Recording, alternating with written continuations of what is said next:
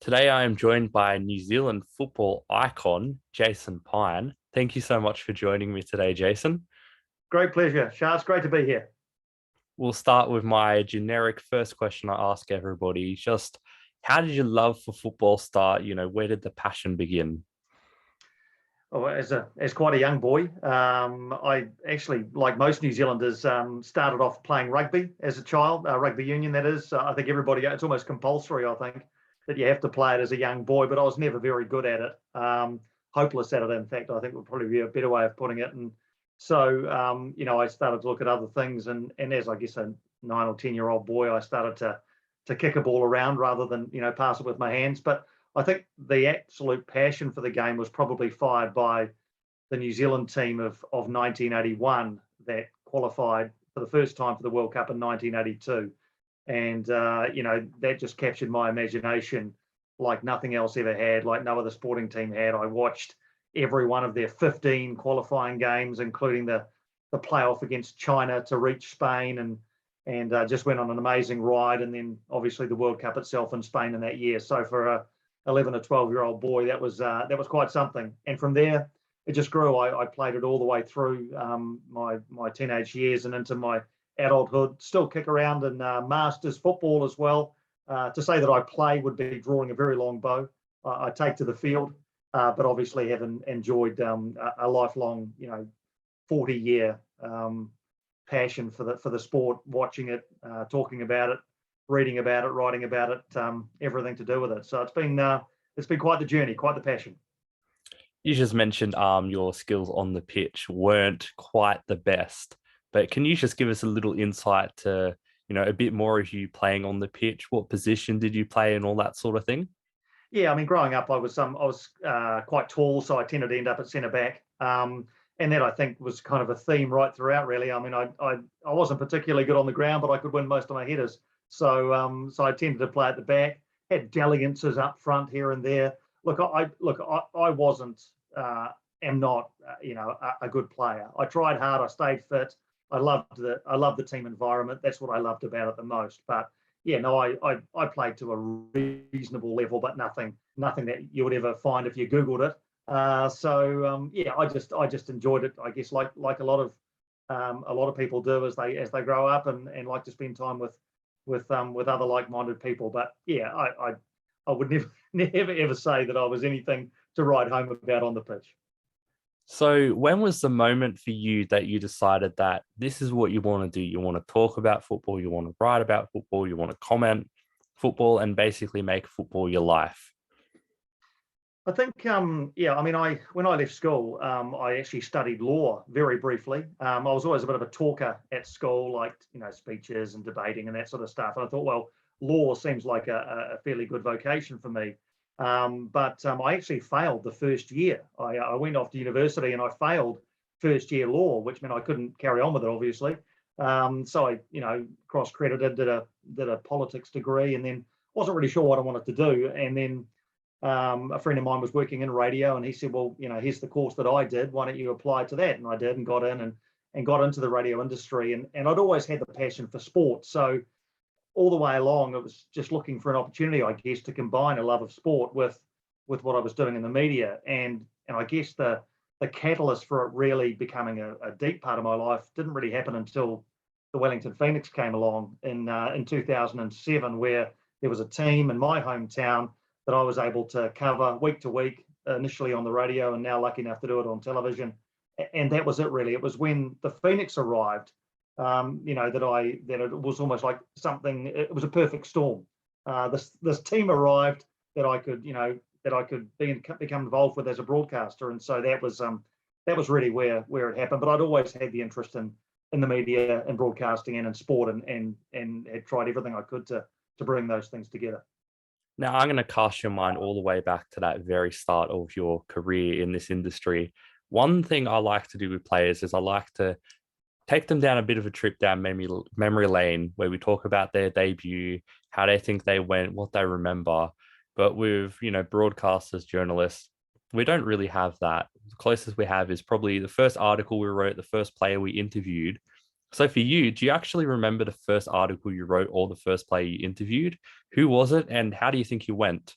Yeah, that is a really good question. I think, pre the Phoenix, there were lots of other opportunities for me to get involved when the Kings were around. The Football Kings. I'm not sure if you remember them. They were in the old NSL, obviously based in Auckland, and I got the opportunity to not commentate any of their games, but sort of cover them.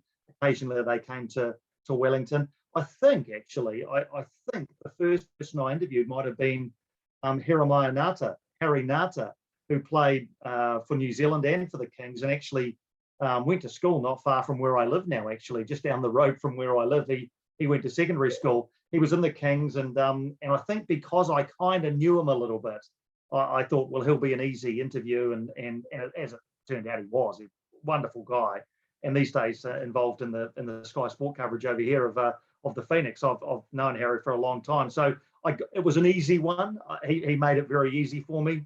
You're always a bit nervous, aren't you? When you're doing it for the first time. But I think Harry probably made it easy. So I'm very grateful to him for that, because it could have been a lot worse than what I think turned up on the tape that day. Now, you just mentioned the Football Kings, and you and I spoke before we started recording, not in the kindest words about the New Zealand Knights. So I want to ask you a very New Zealand-centric question, since obviously I am in Australia, so I don't really know the landscape. But we've had the Football Kings, which didn't do so well. The New Zealand Knights, we all know the story behind them. And the Wellington Phoenix, even themselves, have had some rocky times where there's even talk about whether or not they should be in the league. So why do you think New Zealand football teams seem to struggle so much when it's coming into, like the A-League, the NSL, and pretty much Australian football? What do you think is behind that? That's a really good question. There's probably a couple of answers. I mean, just on the Kings, they weren't actually too bad. I mean, compared to, they won the odd game and sort of, they were never close to winning the NSL. They never had that, in their locker. But they weren't at the bottom every year. They'd win games here and there. The Knights, on the other hand, as you know, were just terrible. Just one of the worst sporting franchises that's ever had the misfortune to represent a team from the side of the Tasman. And thankfully, it was only a couple of years before they folded and were replaced by the Phoenix. And as you say, Shah, you're right. I mean, there's been some rocky times. The Phoenix have never won the A-League, never made a grand final. It's been 14 years of struggle to, for not necessarily for legitimacy, but for, sustained periods of success.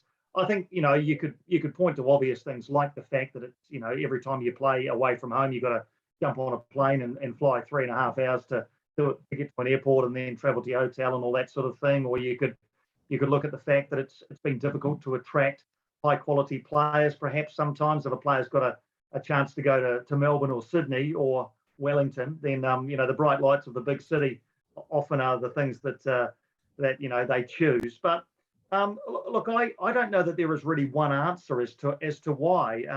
I know a lot of fans on your side of the ditch had and probably still have questions about a New Zealand team playing in an Australian competition, a team from outside your own confederation playing in your competition. Hopefully those have been put to bed now, and now we're talking about expansion perhaps with a second Kiwi team. Yeah, no, not entirely. There'll always be some who aren't keen on us. But but I think maybe there's been a little bit of that, but you would hate to use that as an excuse. At the end of the day, the game is played on a patch of grass that's the same for everybody. The dimensions are the same, and the object of the game is the same. Kick the ball in the net more times than your opposition do. And at its very base level, the Phoenix just haven't been able to do that when it really comes to the crunch. So, look, I think they've had teams that have been capable of making grand finals, even winning grand finals. In fact, the team that had been assembled and was going along really nicely when COVID struck was about as good as I've seen a Phoenix team play. They just won 4 games in a row. They were on a real tear, up to third in the league, could really have made a splash and if COVID hadn't come along, but as we know, it did. So, yeah, look, there's a few factors. I guess what it'll mean is that when that elusive title does come, that it'll be a lot more special. I mean, look at the New Zealand Warriors who've played in the NRL since 1995. What's that, 26 years? They still haven't won it either. They've had 2 grand finals, never won it. Imagine the party when they do. And I guess Phoenix fans will be thinking the same about their team when they eventually do get up into a grand final and hopefully win the thing. Now, we just spoke about the Phoenix then, and of course, you spoke glowingly about the Phoenix starting up a moment ago. So, this is probably the last Phoenix question I'm going to ask, but I'm hoping it's going to be a good one.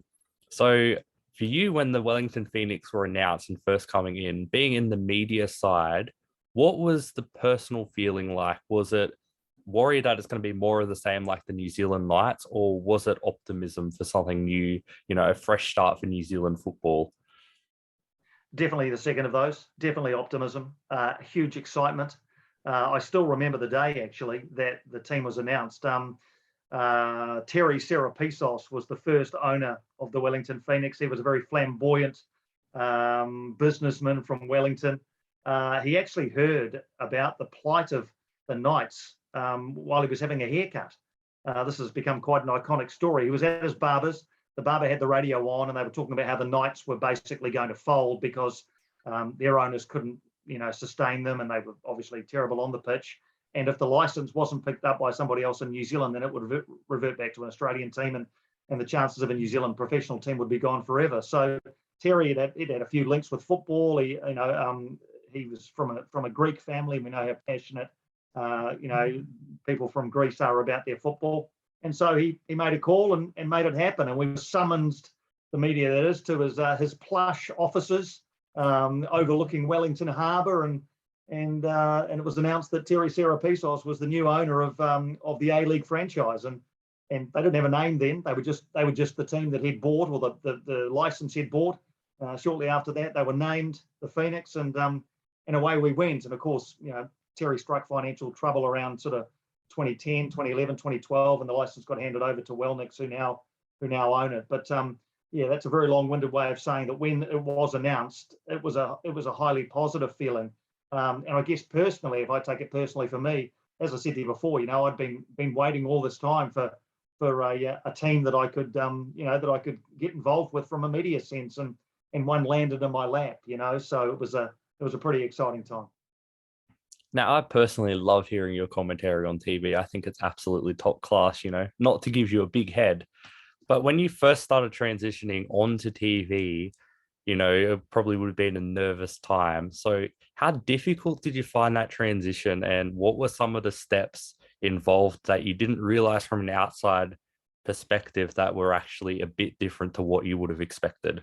Yeah, no, great question. I mean, I'd done radio I started doing radio in 2007. I did 10 years on the radio before being invited onto the television commentaries. And so I was well entrenched in radio. And I mean, as everyone knows, radio is far different. You've got to describe everything that's happening because, you're listening, you can't see anything. So you have to paint those pictures constantly, a constant stream of information for the listener. Whereas TV, very different. You're not describing the action, you're hopefully enhancing the action. You don't have to say, whatever it is, Hooper passes the ball, because people could see that.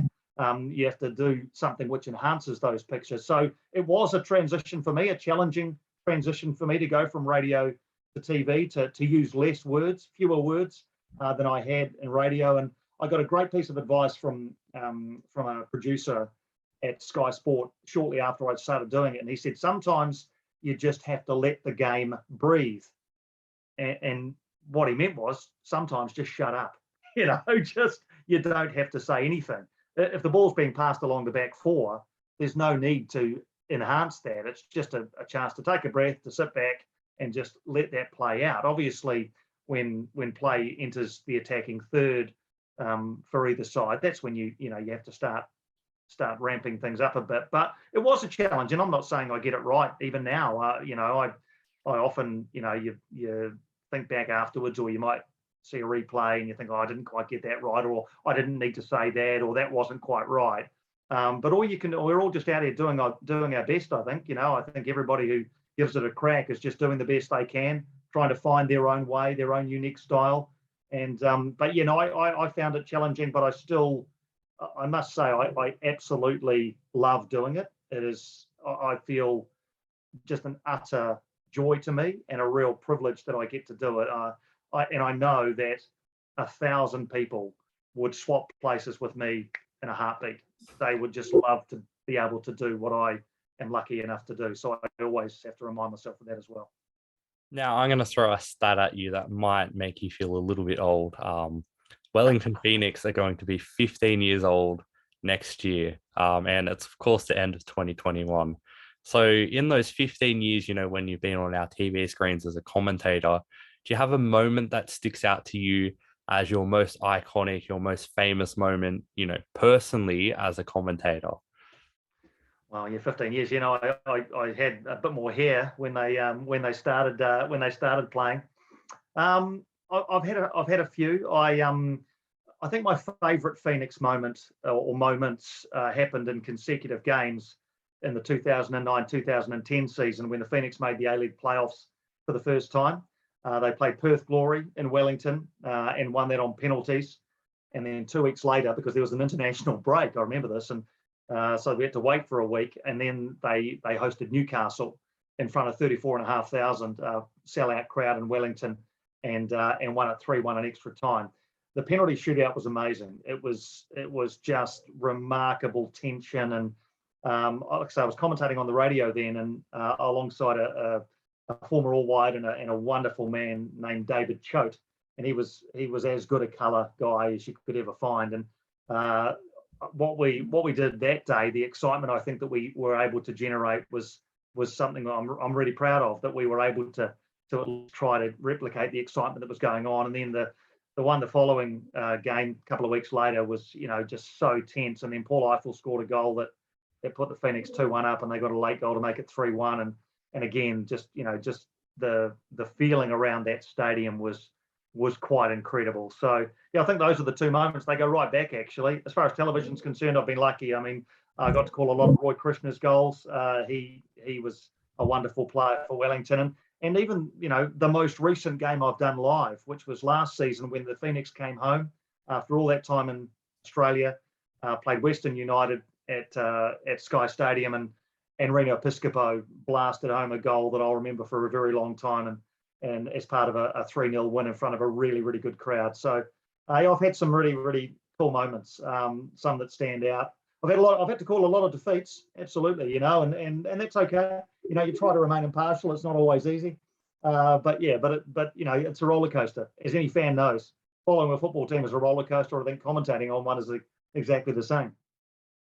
Now, with this industry, as you said, a lot of people would like to be in your position and trade places with you. So it comes with also, a lot of people who don't understand what goes on and what it's like, and some negative comments and negativity just in general. So for you, what's your message to people? What do you wish people realized about what you do? I think, like I said before, I think we're all just out here doing our best, and working as hard as we can to be as good as we can at whatever we're doing. And for me, that's commentary.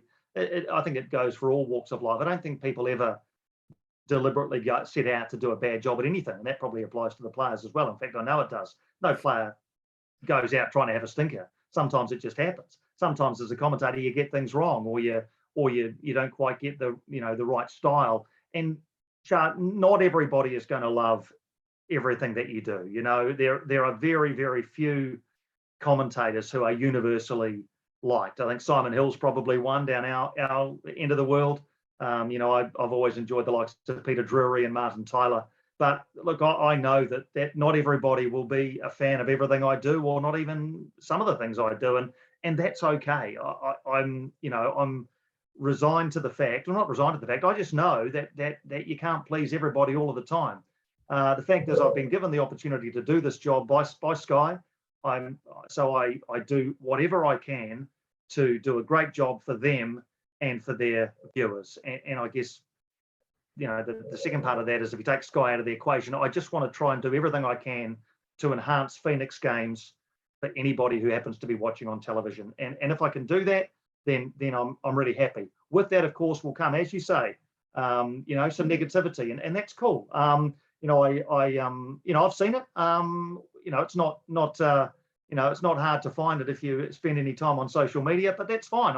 I don't like to block people on Twitter, for example. I try as much as I can to engage, And I've actually had some really constructive conversations with people who have started off, saying, oh, you're this, you're that, you're the other thing. And I say, well, actually, what I was trying to do was this. And they said, oh, okay, well, what about, have you thought about doing this? And you end up having a bit of a tutorial. And you can always learn from people because it all comes from a place of passion. They're all passionate about the game, just as you and I are. Otherwise, they wouldn't be on, Twitter talking about it. So I don't think it comes from a place of, of hate or of wanting to be nasty or negative. I think it comes from a place of passion. And if we didn't have that, then you and I wouldn't have jobs. Well, that was an absolutely outstanding answer. But as I mentioned a little bit earlier, 2022 is just right around the corner. So for Jason Pine, what can we expect in 2022? What are you hoping to achieve? Home games would be a nice one. Having some games back here would be fantastic. Obviously, we don't know what the future holds. I've given up trying to predict what will happen next week, let alone what will happen. But if I could tell you what I hope to achieve next year and what I would love to see, obviously the Phoenix at home would be great. We're getting the opportunity to call some games over here, the home games at Wynn Stadium. We are calling them for a New Zealand audience, but from sitting in a TV studio. So hopefully they'll get home and we can get along. I just love everything about match day, going to the stadium nice and early, seeing the teams arrive, the smell of the food and everything that wraps around it. I just love match day. So I'm looking forward to that. Obviously a big year as well with international football. World Cup at the end of next year, both Australia and New Zealand still involved in qualifying. The All Whites, fingers crossed. The All Whites have got a qualifying path, which takes in a bit of a tournament, a mini tournament against the Oceania teams in Qatar in March, and then into an intercontinental playoff against a CONCACAF nation in June, and then hopefully onto the World Cup. So I would love to be involved in the coverage of those games as well. So look, 2022 could be a magnificent year. On the other side of the coin, it might be another one of those where you ride the downs of the roller coaster. Who knows? And maybe that's part of the excitement. But what I hope is, if you and I are chatting a year from now, that I've had a year where I've been given more opportunities. I remain forever grateful for the opportunities that football has handed me. I understand how lucky I am to be able to do what I do, and so I never ever take it for granted. So I hope that a year from now, I've had the opportunity to describe a few more games, a few more goals, and maybe even a few more wins from sides over here. Well, thank you for another great answer, and thank you so much for joining me today. It has been an absolute pleasure and a privilege. Shao, it's been great to chat to you, mate. Thanks so much for reaching out. I've enjoyed reading your articles and watching your material on Twitter as well. So keep it up, and I hope that we get the chance to meet in person one day. Hooper, lovely ball to set ball away, but he's a bit of a lone ranger at the moment, David Bull. A couple joining him now. Still with the ball at his feet, David Bull!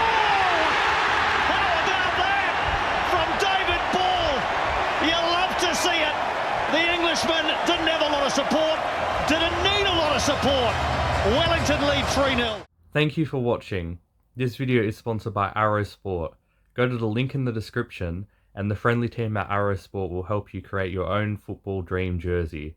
Whether it's starting from scratch or using one of their many templates on their website, creating a jersey with Arrow Sports is easy and prices start from just $50. Go to www.arrowsport.com.au and make your football kit dreams become a reality.